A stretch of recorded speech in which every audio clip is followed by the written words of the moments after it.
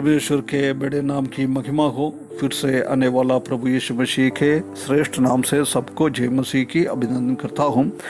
फिर से एक बार और परमेश्वर का वचन के साथ थोड़ा सम्मानन करने के लिए परमेश्वर ने एक और अवसर इस सुबह के टाइम परमेश्वर ने दिया है, इसलिए परमेश्वर को बहुत बहुत धन्यवाद करता हूँ। पिछले 225 एपिसोड में उल्पत्ति की किताब पहला अध्याय से लेकर 39 अध्याय तक हमको मनन करने के लिए परमेश्वर ने अवसर दिया है, इसलिए परमेश्वर को धन्यवाद देता हूँ। आज हम उसका 40 अध्याय में आए। 40 अध्याय में हम देख सकते हैं कि जोसेफ वो कारागृह में, बंदी गृह में लोगों को स्वप्न का अर्थ बताने वाला जोसेफ को हम देख सकता है। उसका 1 से लेकर 8वीं पद तक हम देख सकता है कि वो पिलाने हारे को और पकाने हारे के स्वामी वो दोनों को वो कारागृह में देख रहा है, उसी से के साथ मेल मिलाप कर रहे, उसी के साथ मिल रहा है। ये बात को हम देख सकते हैं। 9 पद से लेकर 23 पद तक हम देख सकता है कि ये पिलाने हारे और पकाने हारे को स्वप्न देखा है, वो स्वप्न को अर्थ बताता है। बंदियों के स्वप्नों का अर्थ बताने वाला जोसेफ को हम इस अध्याय में हम देख सकता है। उसी का पहला से लेकर 14 पद तक हम देख सकता है कि the Egyptian royal butler and baker are put into prison. वो मिस्र का राजा का वो पकाने हारे को और पिलाने हारे को दोनों को ये कारागृह में, बंदी गृह में वो डाल रहा है। इसी बात को हम देख सकता है।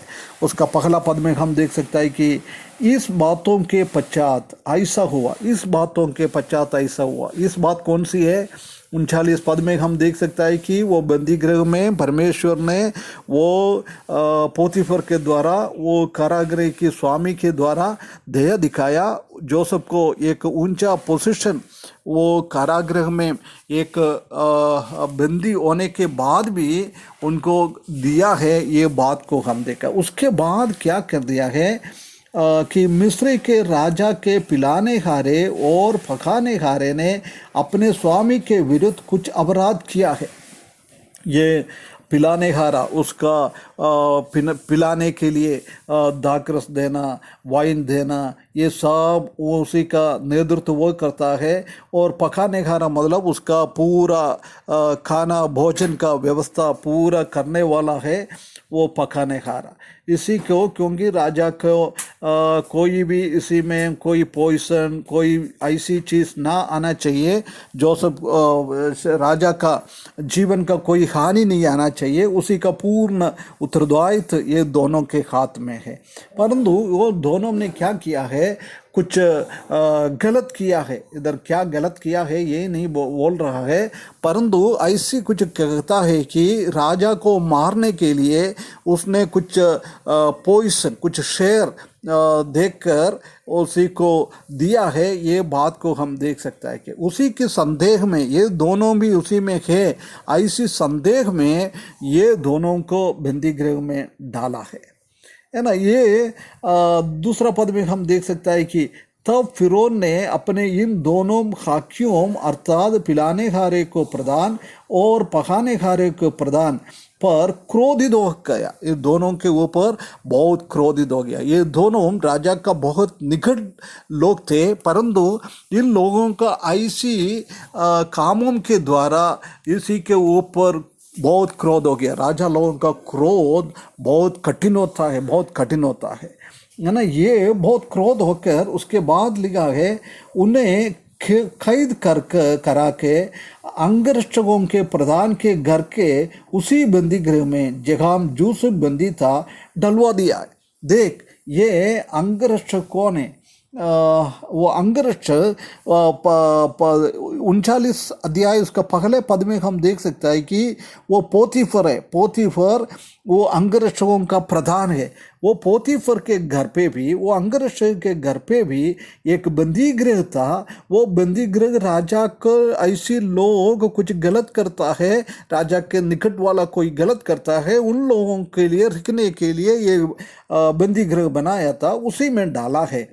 इधर जोसेफ कहाँ था, उधर ये पोतीफर ने उसको भी डाल दिया है। इससे हम समझ सकता है कि जोसेफ के ऊपर इतना दया दिखाने के लिए ये पोतीफर का काम है। पोतीफर उसको, वो कारागृह का स्वामी को भी, उसको देखभाल करने को भी ऐसी इंस्ट्रक्शन दिया है। उसी हिसाब से हो सकता है उसका बदलावट जोसेफ के जीवन में आ गया है। 14 पद में हम देख सकता है कि तब अंगरक्षकों के प्रधान ने उसके यूसुफ के हाथ सौंपा और वह उनकी सेवा टहल करने लगा, अतः वे कुछ दिन तक बंदी गृह में रखा है। देख, ये अंगरक्षक पोतीफर होगा। पोतीफर जोसेफ के हाथों में ये दोनों को सौंप दिया है, बोला तुम इसी को देखभाल करना है, ऐसी बोलकर दिया हुआ है। हम जानता है कि परमेश्वर ये बातें सब एक भलाई की ओर लेके जा रहा है। जोसेफ को उनका भाई लोग ने उसको भेज दिया है, उसी को पोतीफर में घर पे लेके आया। पोतीफर पे घर के एक ऊंचा पोजीशन मिल गया है। उसके बाद बंदी गृह में आ गया है, बंदी गृह में भी एक ऊंचा पोजीशन आ गया है। अभी ये बंदी गृह में एक इंचार्ज की जैसी जोसेफ काम कर रहा है। चाहिए तो ये दोनों से इनका सेवा ले सकता था, परंतु जोसेफ ऐसा नहीं किया है। इन दोनों राजा का खास लोग है, ऐसी समझकर उसको सेवा कर दिया है। देख कितना एक अच्छा नमूना हम जोसेफ के जीवन से हम देख सकता है। हम भी आजकल दूसरों से सेवा लेने के लिए कोशिश करते हैं, हम कोई किसी को भी सेवा करना नहीं चाहता है, परंतु जोसेफ प्रभु यीशु मसीह का एक तस्वीर है। प्रभु यीशु मसीह इस दुनिया में आया, बोला था मैं सेवा लेने के लिए नहीं आया है, मैं सेवा करने के लिए आया है। मेरा मृत्यु के द्वारा, मेरा बलिदान के द्वारा लोगों को सेवा देने के लिए आया हुआ है। इसी बातों से हम समझ सकता है कि परमेश्वर ने जोसेफ के जीवन में एक बदलावट लाने के लिए, परमेश्वर क्या चाहता है जोसेफ के जीवन से, उसी की ओर लेके जाने के लिए, उसी को ये कठिनाई और तकलीफ परेशानी से होने के लिए, जाने के लिए ये दिया है। हम जानता है कि हमारे जीवन में क्या कुछ होता है, सब कुछ भलाई की ओर लेके जाता है, भलाई हमारे पीछे पीछे चलता है, ऐसी हम देख सकता है। इधर भी ये सब कुछ जोसेफ का जीवन के भलाई, इस्राएली लोगों का भलाई के लिए, उस दुनिया का लोगों को भलाई के लिए, एक अच्छी रीति से लेके आने के लिए, आगे वाला भागों में हम देख सकता है कि परमेश्वर कैसे जोसेफ को इसी स्थिति में लेके आया है। प्रिय भाइयों बहनों, हमारे जीवन में तकलीफ, परेशानी, मुसीबत जो सब आता है, जब हमको चिंतित होने का जरूर नहीं है, हमको डरने का जरूर नहीं है। ये सब परमेश्वर ने हमारा भलाई की ओर लेके जा रहा है। उसी के साथ परमेश्वर का हाथ है जोसेफ के ऊपर। परमेश्वर हाथ साथ में कैसे था, जो परमेश्वर का हाथ जोसेफ के ऊपर था, ऐसी हमारे ऊपर भी परमेश्वर है, परमेश्वर का हाथ है। हम ईमानदारी के जोसेफ के जैसा जीवन बिताओ। परमेश्वर हमको सहायता करे। परमेश्वर का हाथ हमको आने वाला दिनों में देखने के लिए, भलाई की हाथ हमको देखने के लिए, हम ईमानदारी के साथ जोसेफ की जैसी हमारा जीवन बिताने के लिए इस वचन के द्वारा परमेश्वर हमको सहायता करे। उसके बड़े नाम की महिमा हो।